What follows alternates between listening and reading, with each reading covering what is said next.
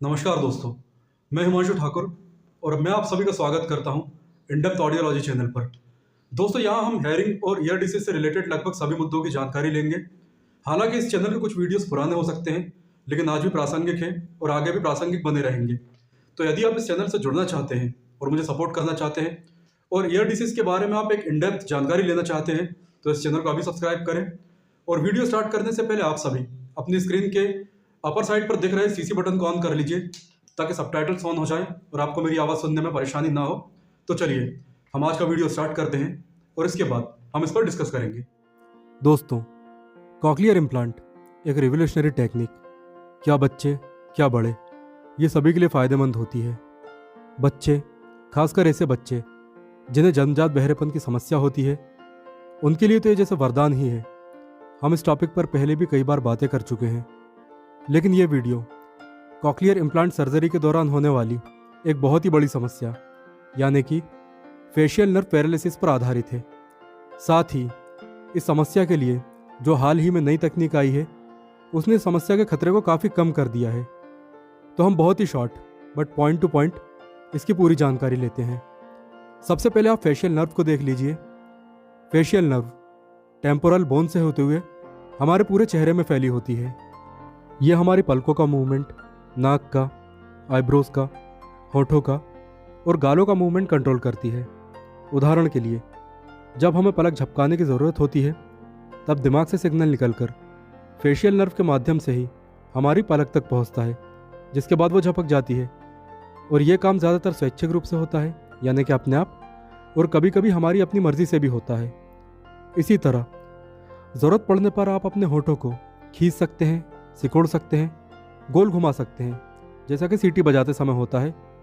और ये सिग्नल भी फेशियल नर्व, सरल शब्दों में कहा जाए तो चेहरे की मुख्य नस द्वारा ही इन सभी अंगों में भेजे जाते हैं। अब ये समस्या तब आती है जब कॉक्लियर इम्प्लांट किया जाता है, क्योंकि कॉक्लियर इम्प्लांट में टेम्पोरल बोन खोली जाती है।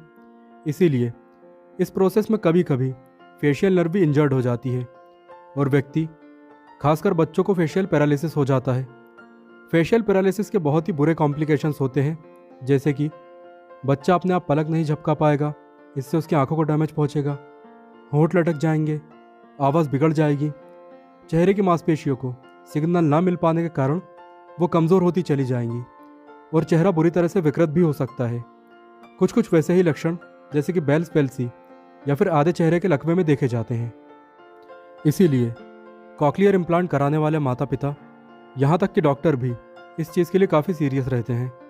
लेकिन अब एक नई तकनीक आई है जिसके द्वारा हम फेशियल पैरालिसिस के जोखिम को कम या पूरी तरह ख़त्म कर सकते हैं। अब ये तकनीक क्या है, चलिए हम न्यूज़पेपर का एक आर्टिकल ही देख लेते हैं। चलिए अब हम इस आर्टिकल को पढ़ते हैं। तो जैसा कि इसकी हेडिंग है, कॉक्लियर इम्प्लांट में फेशियल नर्व बचाएगा नव मॉनिटर। अब इसमें लिखा हुआ है, कॉक्लियर इम्प्लांट सर्जरी के दौरान बच्चे की फेशियल नर्व का बचाव करने के लिए America made advance nerve monitor Bikaner के पीबीएम हॉस्पिटल के ईएनटी विभाग में इंस्टॉल किया गया है। इस तकनीक को इस्तेमाल करने वाला बीकानेर देश का पहला सेंटर बन चुका है। इससे अब तक 10 बच्चों के कॉक्लियर इम्प्लांट किए जा चुके हैं। ऑपरेशन कर एक्यूरेसी बढ़ी है। एडवांस सेफ्टी इक्विपमेंट्स के कारण मरीज की फेशियल नर्व के डैमेज होने का खतरा 100% तक टल गया है। मेडिकल कॉलेज के प्राचार्य डॉक्टर गुंजन सोनी का कहना है कि कॉक्लियर इम्प्लांट सर्जरी के लिए भारत का पहला advance nerve monitor PBM hospital में लग चुका है। इससे सर्जरी की एक्यूरेसी बढ़ी है। तो दोस्तों, ये एक बहुत ही अच्छी और सेफ टेक्निक हमारे देश में आ चुकी है, जिससे बच्चे की फेशियल नर्व को इंजरी से बचाया जा सकता है और जल्द ही ये आपके लिए पूरे देश में उपलब्ध होगी और कॉक्लियर इम्प्लांट के परिणामों को कम से कम जोखिम भरा बनाएगी। दोस्तों, ये जानकारी आपको कैसे लगी या आपको कोई सवाल है तो आप कमेंट ज़रूर करें। और यदि आप मुझे इंस्टाग्राम पर फॉलो करना चाहते हैं तो इंस्टाग्राम आईडी इस वीडियो के डिस्क्रिप्शन बॉक्स में है। And again, thanks for watching this video.